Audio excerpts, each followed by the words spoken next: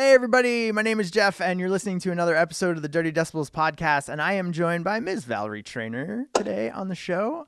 Val hails from Montreal and is the sole proprietor of Rainy Day Renegade, which is a mixed material art store, all kinds of really cool stuff, jewelry, accessories, pins, enamel pins. You're making dice, like multi-sided dice for different types of gaming. I'm a huge fan of the stuff that you make. It's also you've tied your art into the world of mental health awareness in a really cool way, and obviously it's like super connected to music. So I'm super curious to ask you how you kind of got started in your art making and where you kind of got your inspirations from. Okay. Um, right off the bat, I Yeah. actually started with making prints because I used to paint a lot, and I was like, I should make something of this. So I started making prints and did a few art markets, and then I was like, okay, well, I have so many other ideas that are not just I can't just put them on paper. I need to make things. So then I kind of took those designs and turned them into pins, and then I was making pins for like a year or so before I started getting into resin, and that's my main thing that I'm doing now. It's working with Yeah. resin. Is that like is it like acrylic resin? Is that what Yeah, it's the like, yeah, you mix like the two parts together, and then super toxic, dangerous. Yeah. But Yeah. yeah, I have to wear like a respirator and gloves and all So that. I mean, you just look like, you're a normal person out braving the pandemic at this point. Yeah, pretty much. Pretty much. One of my roommates calls me Valbot 3000 because whenever I talk while I'm wearing it, I sound ridiculous. You But should record it. You should like make a little character. oh, I really should. Um so you like have done a lot of touring Yeah. with some different bands and like worked in the music world and stuff like that a lot, and obviously like there's a big crossover, I feel like, Hmm. between music and art, and like particularly like apparel and things that people are wearing, like Yeah. pins and patches, and um a lot of the kind of stuff that you've been making. So like how did that kind of influence your journey with this, like? Well, the pin community is huge, which is awesome. And everybody's so inclusive and everything. And anytime you need help with anything, everybody's going to help you out. And what one really cool thing was at Fest last year, not last year, there was no Fest last year.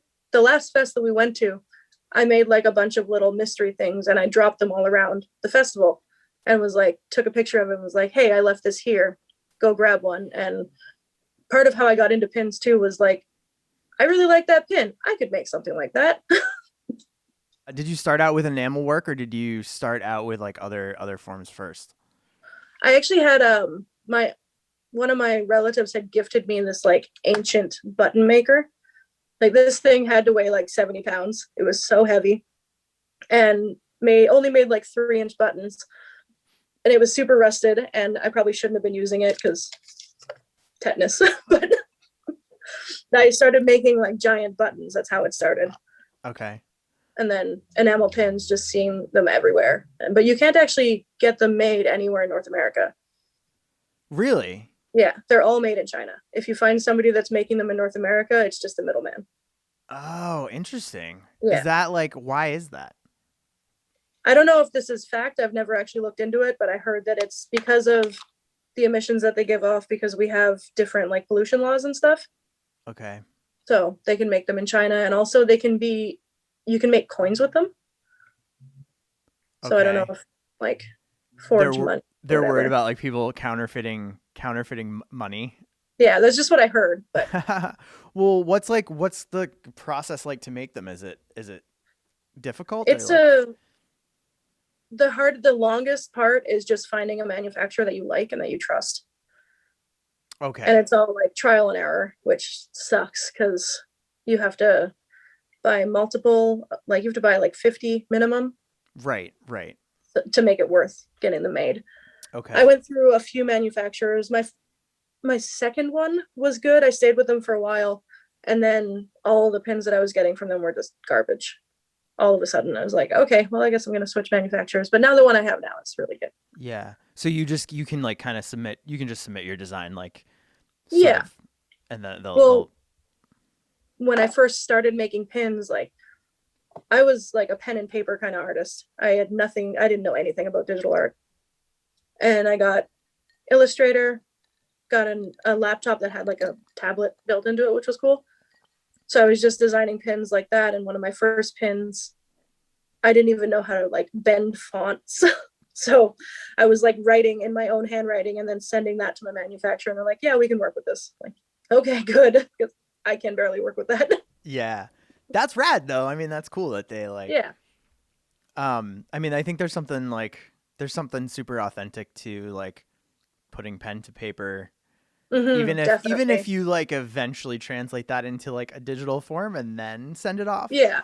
If it starts out that way, you know, I'm jealous of people who can use like those tablets that you can like write on with a where it's like it just looks like a giant trackpad and you can like write on it with like a pencil type stylus Yeah. thing. I've always thought those are so cool, but they look like they're so hard to like Yeah. really get the feel for and like actually draw stuff that looks like pencil on like in Photoshop or Mm-hmm. whatever or Illustrator.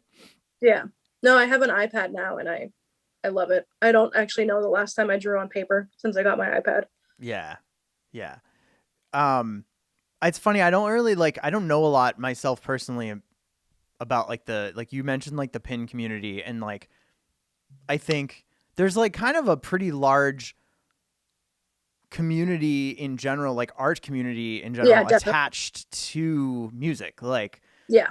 I mean, so we met through like a mutual friends band and like going to festivals Mm-hmm. like Pooza Fest and the Fest in Yeah. Florida and stuff like that. And like one of the things that I feel like those types of environments, like the community that you meet at like the fest, kind of has opened my eyes a lot to like all of the different adjacent communities of Definitely. like makers and art professionals that kind of exist in the music world.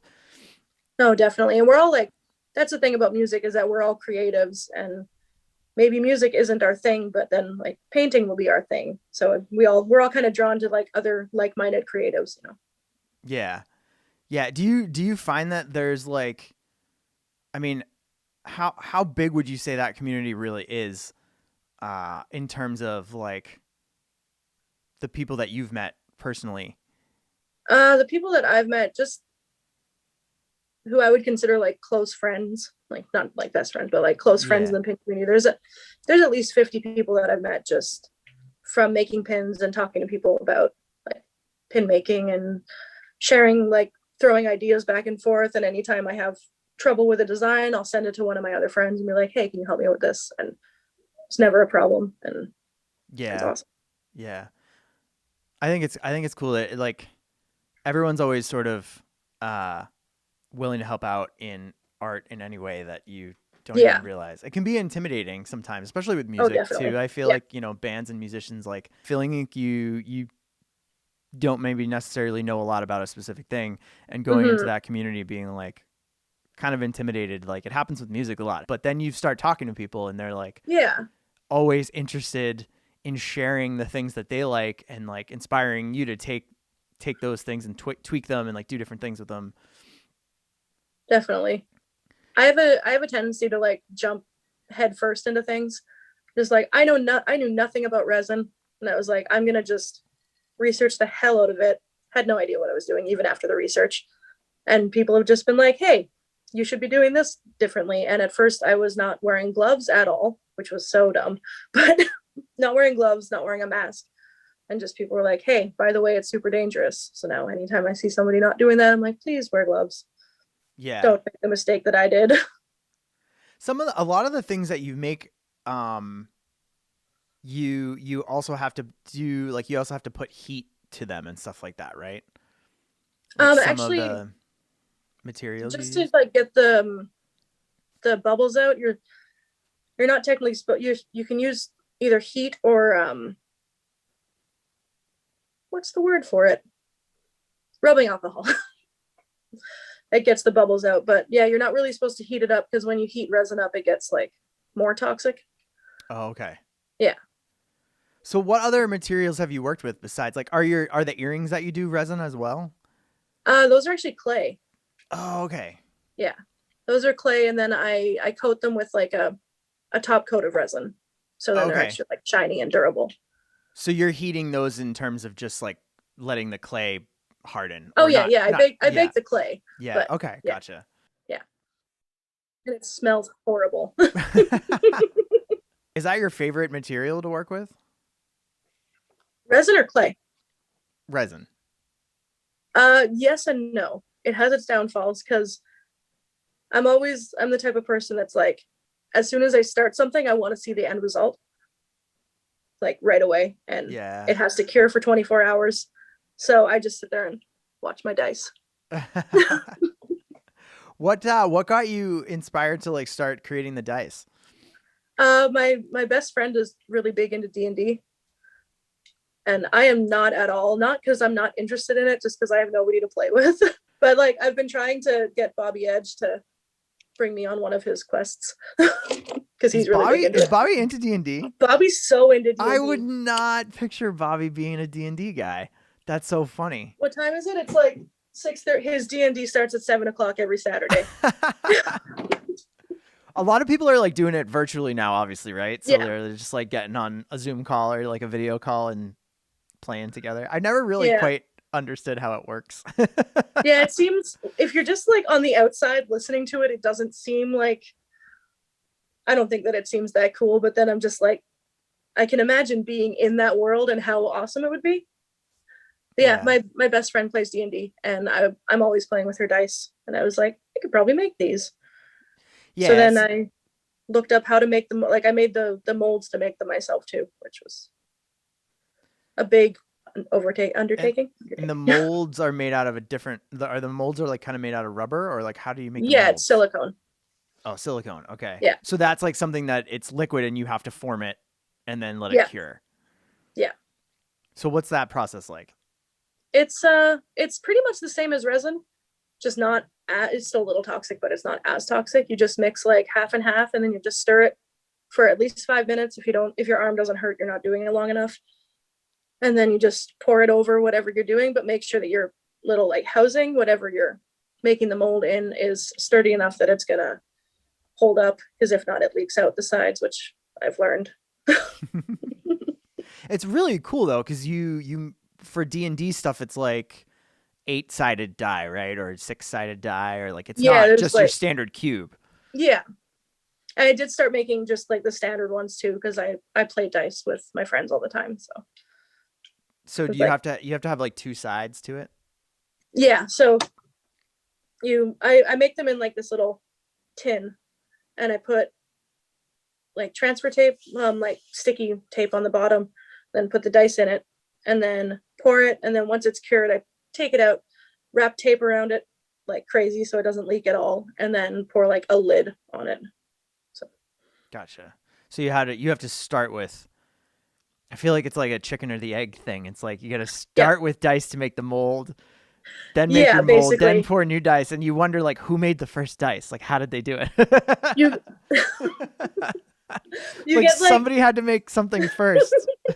It's true. They chiseled it maybe out of wood. I guess that could make sense. Now I want to know what the first dice came from. No, you get masters made from like 3D printers, make like masters, so you're not just like taking other dice from people and making copies of that. Right. Which would be made out of like a plastic, right? Yeah. And then yeah, 3D printing is rad. 3D printing is like, it's so cool, so neat to me. It's very complicated, and there's different ways to do it, but it's always like whenever I see it, it's super fascinating. Did you ever see those like 3D printing pens? I've heard of it. I think it's more like a kid's toy, but it looks so cool.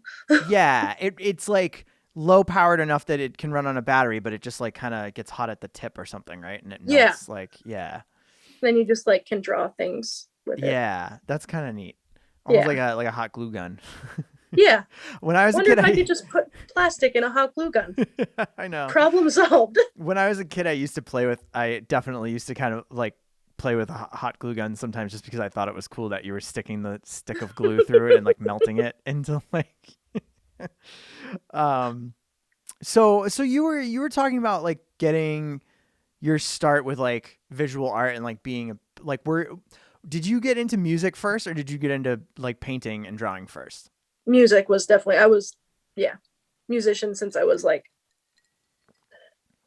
this big. I was never this big, but I was trying to show you, but you can't see that. Well, I Since I mean, was like a toddler. I suppose technically we were all that big at some point. Yeah, I guess so. You're right. But um what did you get started playing? What was your first? My very first instrument was the recorder, and then the ukulele. And then in middle school, I played trombone. Then in high school, I played trombone still, and I was really into like show like choir and stuff like that too. Yeah, I've been band singing since geek. I was, I yeah, was a fellow totally band geek as well. amazing. And April and I were talking about that briefly when she was on. yeah, I talked to April a couple weeks ago too. I Yeah, gave her a I was little. an alto sax guy I when I was was I actually played bari sax for a while. nice. Yeah, and then I got an electric guitar and couldn't play it very well. And then I got an acoustic guitar and couldn't play that very well. And then I learned how to play bass. And then that's my instrument now. Nice. Yeah. So when did you move into like doing the graphic arts? Um shit. I think I started painting, like my mom was a painter. So I think I started painting when I was like 13 or 14. And it was kind of one of those things that I like picked up, put down, picked up, put down. But I didn't get into it seriously until probably like 10 years ago. Like most of the paintings in my apartment are ones that I've done. And then I watched them slowly get to the point where I thought that they were good enough to sell. Yeah. No, some of them are sick. Thank you. I particularly love the anchor one that you still have up on your website and may or Oh. may not be planning to snatch that up. But no, it's really cool. One of my one of my favorite things about the stuff that you've been making is your connection to like mental health and like mental health awareness and the way that you tie that in with your art. So like you have like the enamel pins that have a medicine bottle and say stop the stigma, and you have Yeah. like the brain that says get in loser, we're going panicking. Yeah. And I think people, it's amazing how time and time again, like when you see somebody else who understands or like gets something that you have experienced or like you can relate to in that way, it's so, it just brings a whole other level to like, oh, hey, this is a cool, you know, piece of jewelry or it's a cool pin or whatever. This like whatever. But when it's like something that you get on a deeper level like that, I feel like it just makes you appreciate the art much more. It makes you like want to consume that art much more. So where did that kind of angle of it start? Well, I have severe anxiety. I'm medicated daily, and it took me years and years to finally see a doctor about it. Like my best friend threatened to call the police on me because I was not doing good, and I went to the doctor and found out that I have severe anxiety, and it was like a side effect of it was severe depression. So it was just a bad time, and then I was just like, I don't want other people to go through this. So I'm like, now I'm a huge advocate for it. I'm like forcing people to, okay, if you think that you're not okay, we're going to get you some help. I know that you have to make the first step, but I want to see you get better because I don't want anybody to go through what I did. And so it just kind of it just sort of started to show up in the stuff that you were making? I think it was very, very natural. Especially like there is such a stigma around like taking medication, and that was my first pin, was the end the stigma one. It was just like, fuck it, it's okay if you need pills to feel like yourself. I think you know, it's like just inevitably so much conversation on this podcast and elsewhere has hovered around mental health because of the pandemic and because of the way that things have been this past year. And it's this constantly repeating theme of the art that everybody's making right now. And I've been super drawn to people that are connecting with it in that way. Yeah. you can see it all around you that like, oh my God, not only are like lots of other people dealing with this on a normal basis, but lots of other people are realizing that they've been dealing with this through this Yeah. pandemic. Like so many people are like, oh yeah, like uh, yeah, like I guess I have anxiety too, you know? Yeah. And then people like us, like you and me, who have dealt with anxiety our entire lives, which I have as Yeah. well, are like, yeah, like fucking Yeah. everybody deals with this on some level or another. Everybody does. Like it's a spectrum, you know? Yeah, definitely.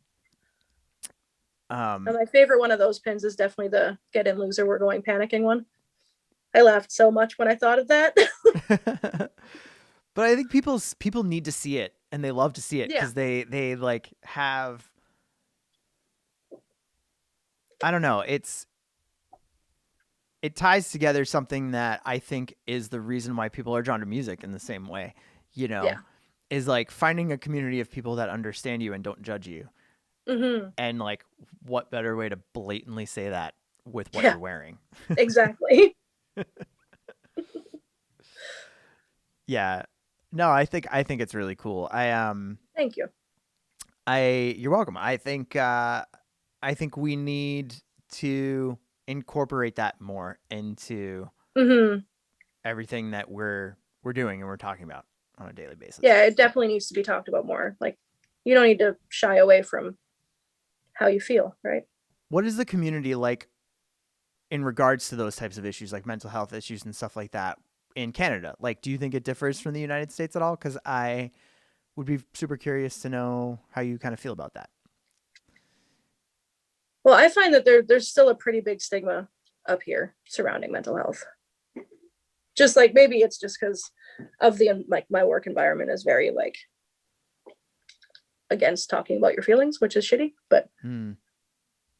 yeah, there's definitely like still a stigma up here. I don't know what it's like in the States, but Yeah, I mean there is. It's getting mm-hmm, better. Punk rock is kind of this haven, right? Like it's this safe haven where mm-hmm, you feel like you can go anywhere. I can come up to Montreal and I can be in a room full of people that are speaking an entirely different language that I do not know yeah, and still feel like I'm home. I'm with yeah. my people, which is That's what's amazing. so great about the punk community.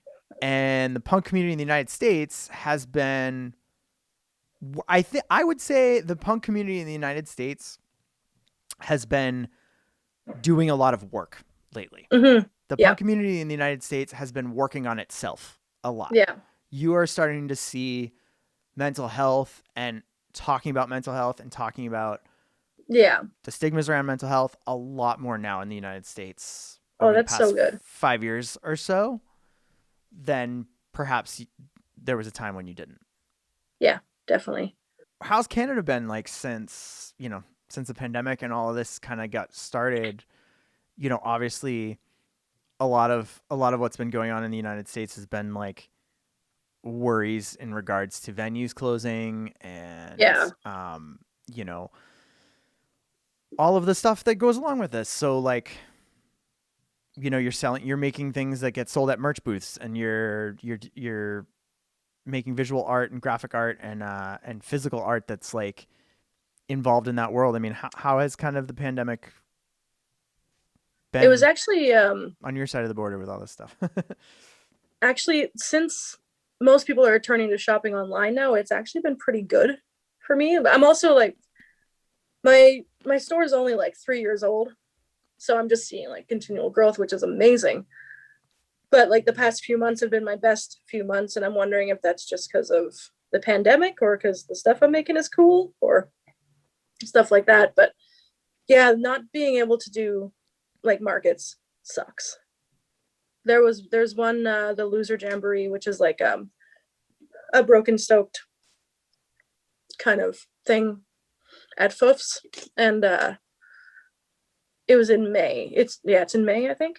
So it was like right at the beginning of the pandemic, and that was the last market that I had really signed up for, and I was super excited because it was gonna be my second one.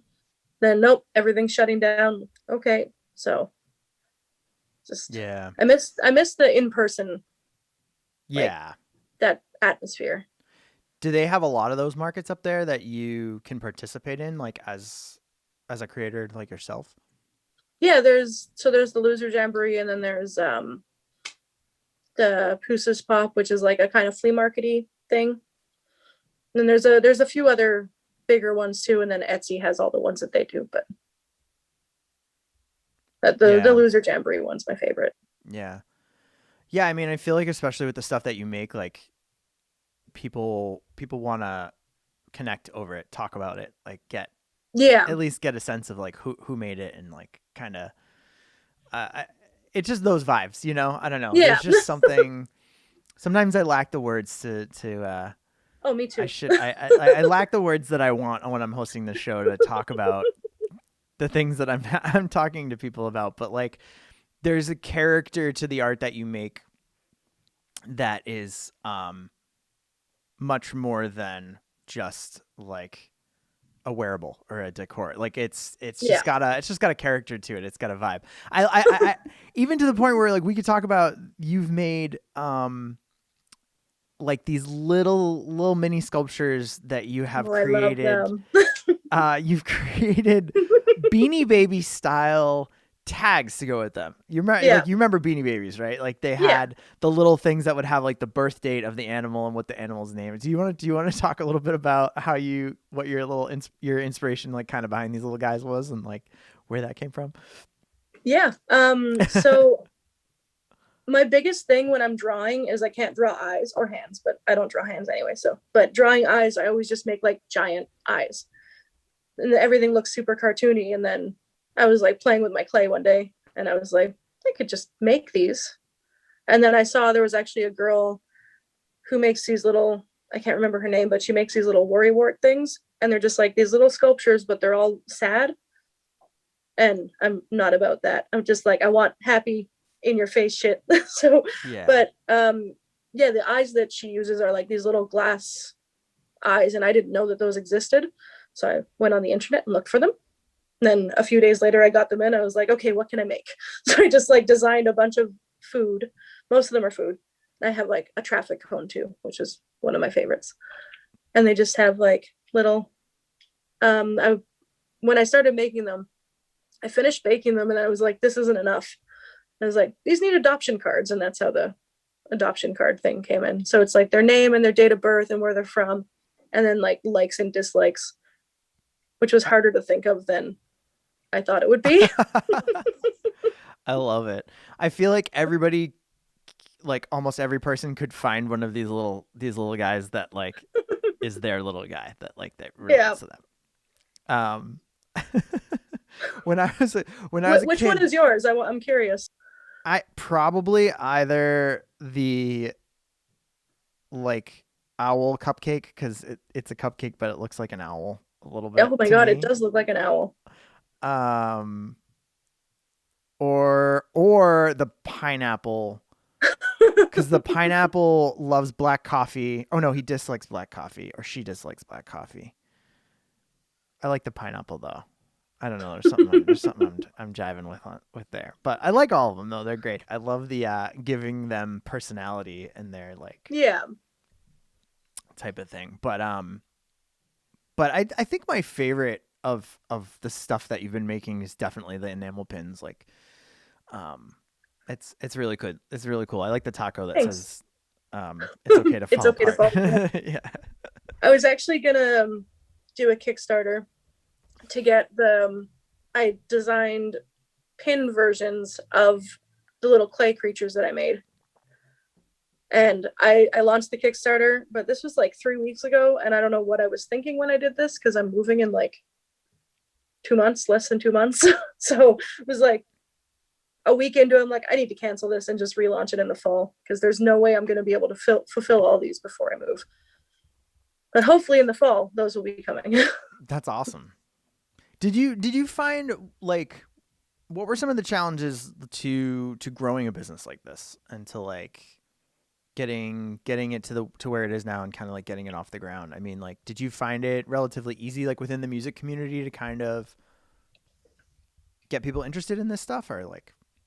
With the pins, yeah, everybody seemed super on board with the pins. And then as soon as I started like veering off in different directions, because after the pins was the earrings that I started making, which still like people like accessories, but still like I found that it was less people from the music community that were interested in it. And I still definitely want to keep a lot of it tied to the music industry because that's been my whole life. Yeah. Yeah. The hardest part is, especially now with the pandemic, there's so many people that started small businesses at the beginning of the pandemic, which is amazing. Yeah. But now it's like fighting to be seen sort of thing. Yeah. Especially with no markets or anything. Yeah. I guess that like there's ups and downs to everyone's motivations like since it started, I guess. Everyone's like into creating things or like had more time on their hands to explore like art that they like and Mm-hmm. stuff that they like to make. But at the same time, it also oversaturates the market. And I mean, case in point, Yeah. we're on a podcast right now, and Yeah. every every person I know and their I'm, sister I've actually and their just roommate has a podcast. sitting So next to me is my notes for the podcast that I'm starting with one of my friends. So yeah, I mean, case in point, right? Like yeah. everybody has a podcast, and I'm okay with that. This Yeah. this is my therapy. This is therapy for me. Like Exactly. talking to people who make art about the art they make and what drives them to make it and like Yeah. how they use it to contribute to the world, and like it's Yeah. for me. I make it for me as much as I do for anybody else. You know. That's how I feel about my art too. Like I make it first because it makes me smile, and if it makes other people smile, great. Yeah, that's a rad philosophy. Thank you. I think that's an important philosophy to have, Yeah. because if you're not happy with your art, nobody else is probably gonna be Exactly. anyway. You know, it's just like the vibes aren't gonna be there. Yeah. Um, yeah, I mean, I think too, like I've been so involved in the music world and stuff like that for most of my life that I'm really enjoying exploring people who like talking with I'm enjoying exploring talking to people with who create other types of art as well, and Yeah. how they have like parlayed that into their experience with music, but also um how they've, you know, used their passions to make something that is visual art or graphic art, or Mm-hmm. you know, done something charitable with it, or raised awareness Yeah. about something, or use it to talk about mental health, use it to, you know, inspire other people. It's been really cool. Yeah. Definitely. I think I think the stuff that you make too like appeals to a wide range of people. It seems like I feel like it can Yeah. fit in a lot of places. I like um, the home decor stuff that I've been making. It's been where super fun. where do you draw like some of your biggest influences from visually? Like where would, like style wise, where would you say is kind of your main drive? Um, as far as resin goes, anything bright and glittery. Like yesterday, I finished working and I turned around and my roommate was like, "You're literally fucking covered in glitter." Like, and Yeah, you can't and ever like, get that stuff away. no, then I immediately hugged him and did not let go. So now, yeah, but I'm just like, I've always been drawn to like really bright things. So I'm always incorporating some sort of neon sort of things into my work, and really cartoony things. Like I love super cartoony, like happy things. Yeah. I mean, we're like obviously like similar ages, I'm assuming, and Yeah. um, I think there's been a lot of push lately and a lot of like renewed interest in like nostalgia and kind of Oh, definitely. calling back to the 80s and the 90s, Yeah. like that neon sparkly kind of um Yeah. vibe. I feel like some of the earrings and stuff that you make too, to me, almost have a little bit of like a mid-century modern kind of Hmm. vibe to them too. Some of it in a way, Yeah. um, that I think is really cool. I don't know. It reminds me. It's like kind of got a groovy. Yeah. They're like a little retro-y. Like I want to just put on my roller skates and wear them. Yeah, Yeah. yeah. Um, which I think is rad. But then you've got like Plague Doctor pendants, which are pretty cool too. Yeah. Like, But in like glittery, Yeah. sparkly purple or blue or whatever. Like, Yeah. I mean, I love the mixture of vibes that comes from Just that. like I throw everything that's in my brain onto the paper that I'm working on and see what comes out. Do you create most of the designs that way? Like, do you sketch things or like do it in a Uh 2D form first before you? yeah, almost 100% of the time. Like I've with my iPad, I'm just like, I have an idea. I need to write this down. And if I write it on a piece of paper, it's going to get lost. So I sketch it up on my in Procreate and then just even when I started making the clay things, I have just a bunch of drafts of ideas of what I could have for them. And it's always 2D first. Do you have to make the forms for like so anything that you're doing out of resin? I'm assuming like you have to have kind of a form for it, right? Yeah, a lot of those I order online and or also I want to get more into making my own molds for them and then selling the molds because I think I have cool ideas when it comes to that shit.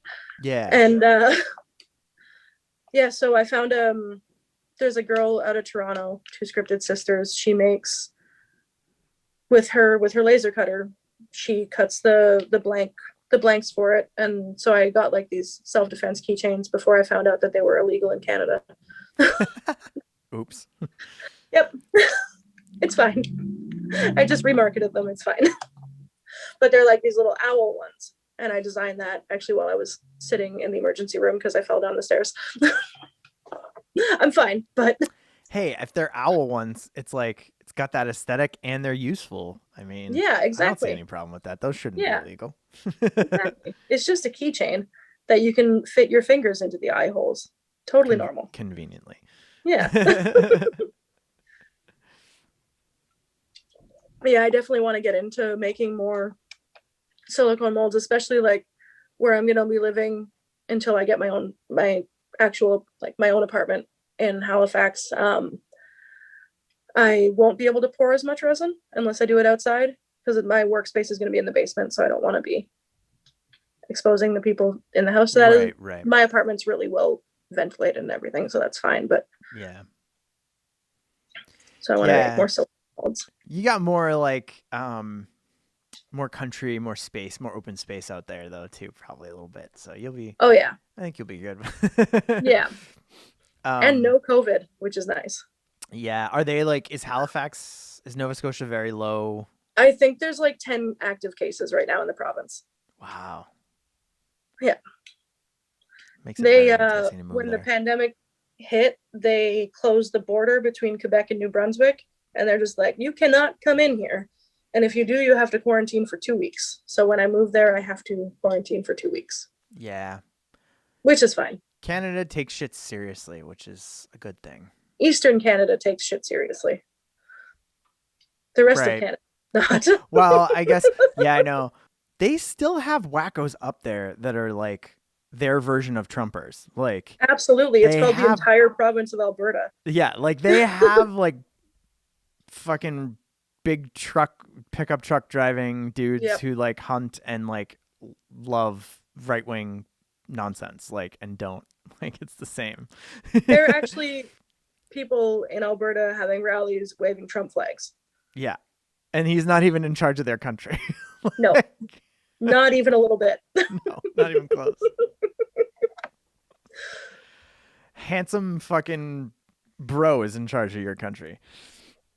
Yeah, he's But doing an okay job, but not great. like not that great. But also I feel like if you move, I mean at least if you move to a major city in Canada, you might be better off Yeah, than in definitely. some major cities here, but I don't know. Anyway, um yeah, I think overall like you've got you've got like these positive vibes. You've got this very PMA. That's from spending so much time with Michael Terry.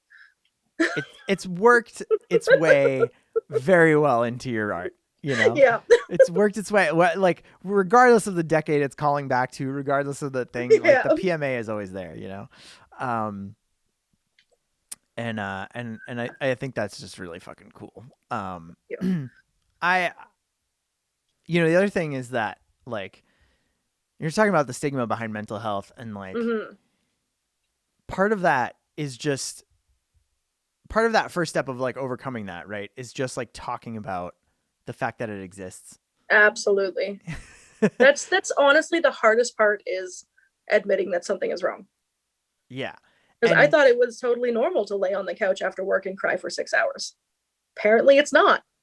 well, and it might be important to learn that maybe that's not normal, but it might also be really important to learn that many other people have experienced that same thing. Yes, And definitely. that like you can't be upset with yourself for that. You just need to understand that it's like Yeah. self-awareness of like, okay, I need to work on this. Um but no, I think that like calling awareness to that through Mm-hmm. something like a pin or something like earrings or jewelry or painting or whatever, makes it easier for somebody else to see like, oh, this person gets it. You know what I mean? Yeah. So you're kind of creating a conversation starter for other Yeah. people who are consuming your art in that kind of sense. Yeah. I Maybe? definitely like want people to wear it and be like, okay, this is a safe space. You can talk to me about it, Yeah. kind of thing. Yeah, totally. It reminds me of like Frank Turner's like show armada thing that he had going for a while, Mm-hmm.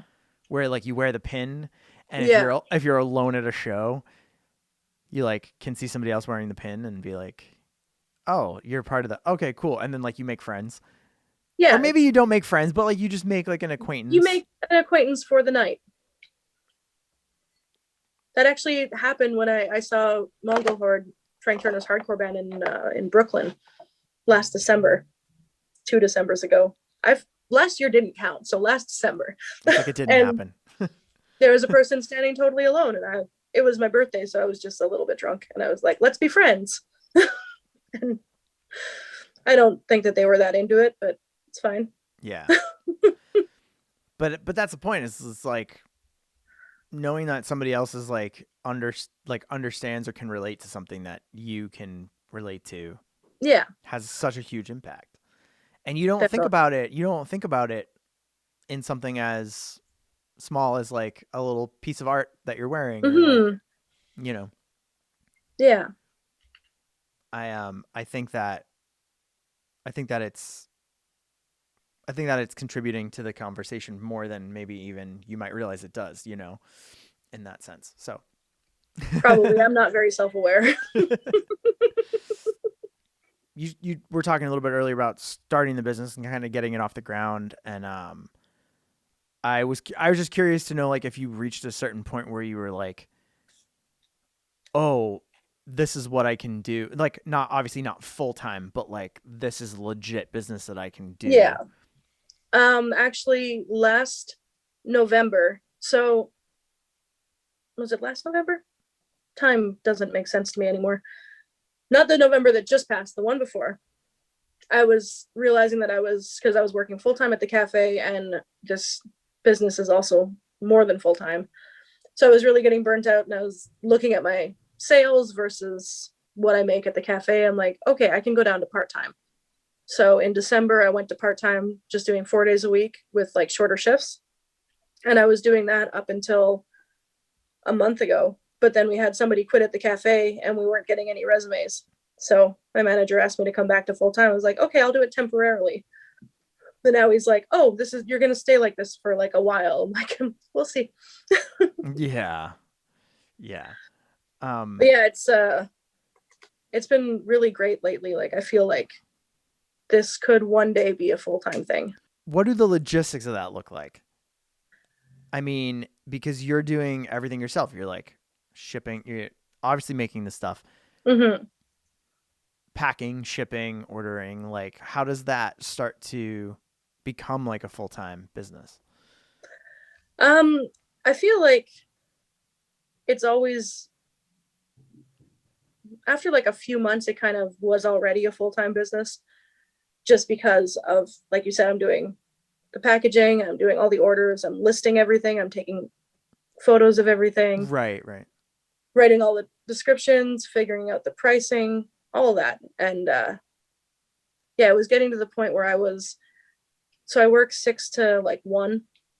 I would come home, sometimes take a nap, often not, and then have lunch and then work from like 2 until 10 or 11 at night. Wow. And that leaves me like 5 hours of sleep. Yeah. Thankfully, coffee is free where I work. Yeah. Yeah. Plenty of access to it. Yeah. I'm curious because it just a lot of people I think don't think about how much it takes, to make art in that capacity and put it out there in that capacity for people. Yeah. You know. It's one thing with the enamel pins, those are like my easiest thing, in the sense that like as soon as I send them off to the manufacturer, once I have them in hand, I take photos, I list them, and then I don't have to think about them. Right. But everything else is, I'm constantly making new things, and sounds like I'm complaining. I'm not at all. I love it. No, totally. But just Yeah, so, I mean, I think it's good for people to understand, like, you could there's so compare it to much being a more than, band and putting work into making your music and like yeah, pre-production, recording albums, booking tours. I mean, it is yeah, a full-time job in and of yeah, itself. That obviously yeah. doesn't It's get not just recognized as like much. that's one thing with smaller businesses as well, is just like a lot of people see it like, as far as, let's, don't want to talk money, but let's talk money. So many people say like your products are overpriced. Okay, but then there's this that goes into it, there's this that goes into it, there's this that goes into it. And if you price it out accordingly, even if I were to pay myself $15 an hour to do everything that I'm doing, it would be like 10 times the price. Right. Right. So, I know. It's frustrating. It's it super is. frustrating. Yeah. Um, You know what it's like. in a way, yes. Yeah. Yeah, for sure. Um, it's it's just kind of this cloud that hangs over the art world in a negative way. Yeah. The one negative thing I guess that you could point to where it's like people don't recognize how much work goes into even having a show sometimes, Yeah. that's the perspective I can speak from. No, Is but like, I understand that too. Like I used to book my own man's shows and all that. yeah, yeah, for sure. And like it makes the art itself worth purchasing and enjoying. Absolutely. It's that much more authentic. Yeah. Um, do you ever see a world where, or do you see a future where like you would custom make stuff, or you would do things on commission, or like have stuff I available to custom order? actually, I do already have custom orders. Okay. Like all of my dice, you can get like custom options. So you just like select custom and then just tell me what colors you want and I'll do that. Nice. But I try to, I was starting to do that around Christmas time and then it got too overwhelming and I had to stop. Yeah. Yeah. But That's rad. yeah, That's cool. yeah, I'm always open to it too. Like if one of my roommate's friends, her Christmas tree fell over and the only thing that broke on it was her wedding ornament. Oh shit. So yeah, so she asked me to make her like another one out of resin. I was like, yeah, I can totally do that. And she brought me the flowers. And then I learned that you have to kind of prepare flowers, dried flowers, before you put them into resin because it will not set properly. And it gets like super gooey and gross. But then I used fake flowers that were the same color as hers. But yeah, I just made that for her and I was super happy to do it. I was like, absolutely. If you need something done, just message me. And if I have time, I'll do it. If I don't, then I will tell you so. Yeah. So one thing about the art community is that collaboration is always there and always like Yeah. encouraged, or like, hey, I'll help you out with this thing, and like, hey, that inspires me to do something else, and then like, Yeah. people are always bouncing those kind of ideas off each other, which in a creative way, which I think is really cool. Yeah. My So, friend AM and I, she has a company called Shut Up Get Rad. I don't know if you've heard of them. They're from she lives in Philly. She makes a lot okay. of really cool art. And we keep talking about collaborating on stuff. Like every couple weeks we're like, yeah, let's collaborate on this, and then we just forget. So this is a gentle reminder that I will message her as soon as I'm off the phone with you and be like, hey, remember we were gonna make some sticker packs together? yes, my podcast was productive Yes, it was. pushing something forward. That always makes me feel good. Yeah. Thank you so much for coming on the podcast tonight. Thanks for and for having me. chatting about the stuff that you've been making. You can find all of Val's art, all of her products at rainydayrenegade.com. She has a beautiful store set up where you can search all of her stuff, pins, dice, earrings, jewelry, and even little sculptures that come with their own birthday cards that tell you what they like and what they don't like. It's really, really great stuff. It's there's some mental health awareness stuff. There is some spooky inspired stuff.